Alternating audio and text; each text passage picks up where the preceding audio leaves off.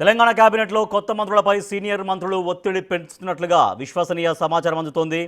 వివిధ పనులతో పాటు కార్యాలయ సిబ్బంది నియామకాల్లోనూ సిఫారసులు చేయడం నూతన మంత్రులకు తలపోటుగా మారింది.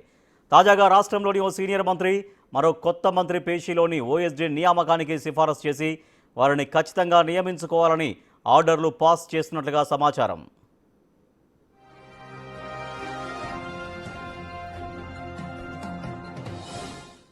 అయితే అప్పటి వరకు తనకు తెలిసిన వ్యక్తిని ఓఎస్డీగా నియమించుకోవాలి అనుకున్న ఆ కొత్త మంత్రి సీనియర్ మంత్రి ఆదేశాలతో చేసేది లేక తను రికమెండ్ చేసిన వ్యక్తిని నియమించుకున్నారు. పైగా ఓఎస్డీగా నియామకమైన సదరు వ్యక్తి బీఆర్ఎస్ పాలనలోనూ కీలక పాత్ర పోషించినట్లు ప్రచారం జరుగుతోంది. దీంతో తన పేషీలోనూ తనకు స్వేచ్ఛ లభించకపోతే ఎలా అని కొత్త మంత్రి తన సన్నిహితుల వద్ద అసంతృప్తిని వ్యక్తం చేసినట్లుగా సమాచారం.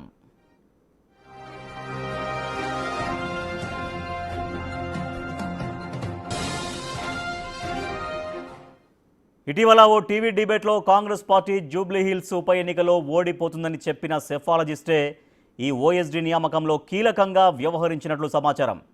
సీనియర్ మంత్రుల నుంచి లెటర్ తెప్పించడం, ఎండార్స్ చేయించి ఇవ్వడంతో పాటు స్వయంగా సెక్రటరీకి వచ్చి సదరు ఓఎస్డీని కొత్త మంత్రికి పరిచయం చేసి ఉద్యోగంలో తీసుకోవాలని కోరినట్లు తెలిసింది.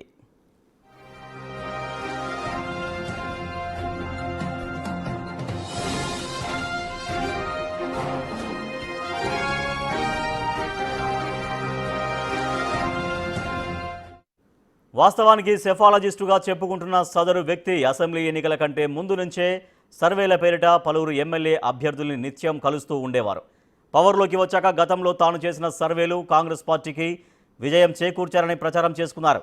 సీఎం రేవంత్ రెడ్డి కూడా తనతో సన్నిహితంగా ఉంటారని ప్రచారం చేయడంతో ఎమ్మెల్యేలు, మంత్రులు ఆ సెఫాలజిస్టుగా ప్రచారంలో ఉన్న వ్యక్తి చెప్పింది వినాల్సి వస్తోంది.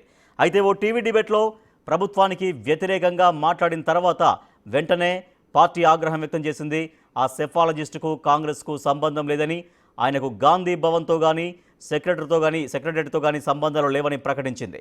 కానీ ఆయన ఇప్పటికీ సచివాలయంలోని మంత్రులు, ఆఫీసర్ల పేషీల్లో తిరుగుతూనే కనిపించడం విశేషం.